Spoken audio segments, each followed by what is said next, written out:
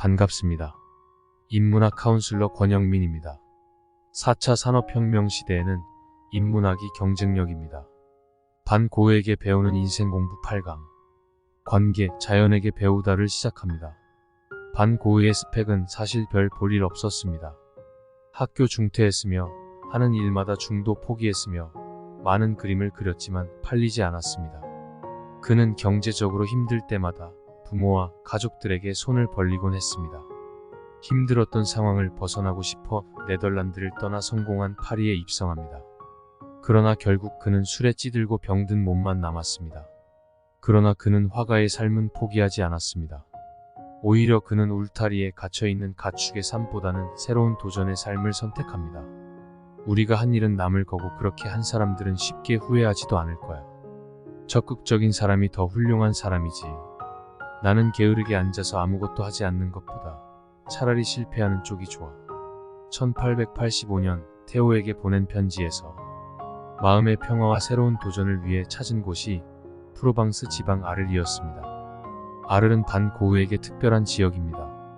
반고흐가 존경했던 아돌프 몽티셀리가 아르 근처 마르세유에 살았고 에드가 특가가 머물던 지역이며 에밀 졸라도 아르 출신이었습니다. 당시 파리의 화가들이 종종 아르의 꽃의 정물을 그리기도 했지만 정작 반고흐는 아르를 선택한 이유에 대해 언급한 적이 없습니다. 추운 겨울을 피해 2월에 파리를 떠난 것을 보면 새로운 도전과 시작을 위한 것을 짐작할 수 있습니다. 아르에 도착한 반고흐는 누이에게 아르에서는 그림을 그리려고 할 때 눈앞에 펼쳐진 풍경을 붙잡기만 하면 될 뿐 굳이 일본 미술을 참조할 필요가 없다라고 쓰면서 파리에서 봐왔던 일본 화풍을 벗어나는 계기가 되었습니다. 반고흐는 1888년 3월 에밀 베르나르에게 보낸 편지에서 아르의 공기는 청명했고 색채는 빛났으며 선명한 진녹색이거나 짙은 청색의 운하가 들판을 가로지르고 있기 때문에 프랑스 남부가 일본과 비슷하다고 말했습니다. 지금 나는 바다를 보고 있다. 남프랑스에서 머물면서 극단적인 느낌에 이르도록 색을 사용해보는 일이 내게 얼마나 절실한 것인지를 깨닫는다. 이곳은 내가 오랫동안 가기를 원해왔던 아프리카에서도 그리 멀지 않다. 1888년 테오에게 보낸 편지에서 아르에 머물게 된 반고흐는 5월 그림을 그리는 공간과 숙박이 해결이 될 만한 집을 찾아 이사합니다.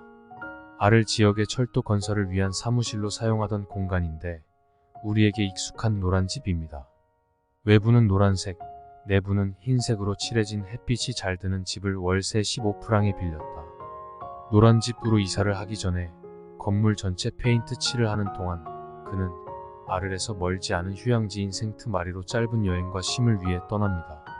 생트마리에 도착한 그는 파리에서 살았던 2년 동안 맛보지 못한 자연에 대한 행복을 채워나갔습니다.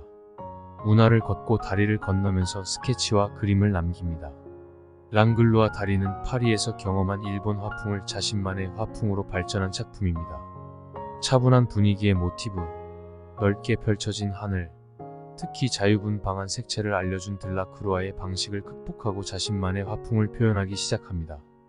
풍요로운 노랑, 빛나는 빨강은 물감의 색이 아닌 화가 개인의 삶을 드러내는 수단으로 표현됩니다.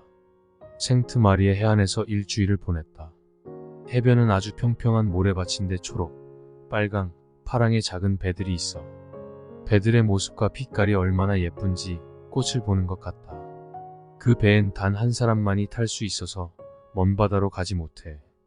바람이 불지 않을 때 떠났다가 바람이 세게 불 것 같으면 바로 돌아오고는 하지.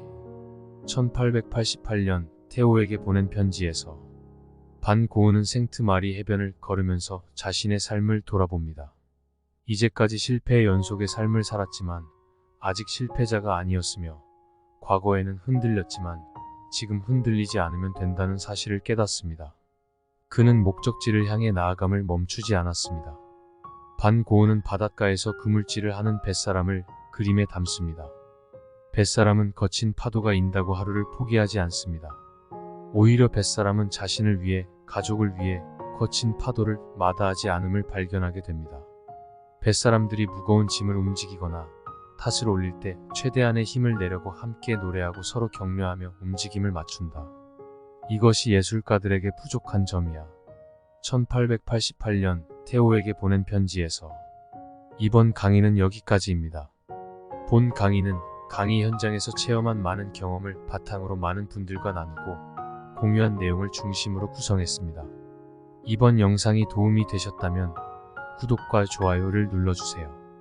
반고의 인생 공부는 본 강의 8강으로 마무리하고 다음에는 새로운 주제로 돌아오겠습니다.